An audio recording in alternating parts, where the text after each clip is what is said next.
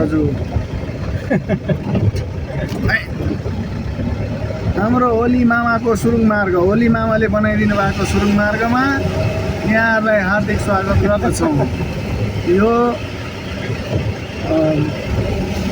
के अरे माथिल्लो मर्स्याङदी के जलविद्युत आयोजनाको टनेल हो। त्यो हर्न नबजाउनु है, हर्न बजाउनु नमिल्ने कि के छ है। काम नगर्नु दिदीलाई हजुर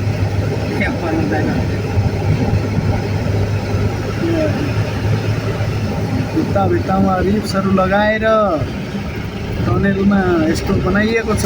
दर्शकबिन, यो हाम्रो प्रमोद खनालको ब्लगमा यहाँहरूलाई स्वागत छ।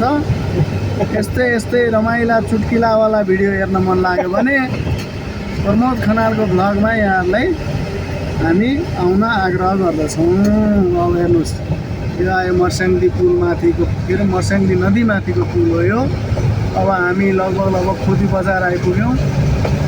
अब केही समयमै हामी बेसी सडकबाट चाहिँ हाम्रो गन्तव्यतर्फ डुम्रे हुँदै घरतिरको बाटो नाप्नेछौँ।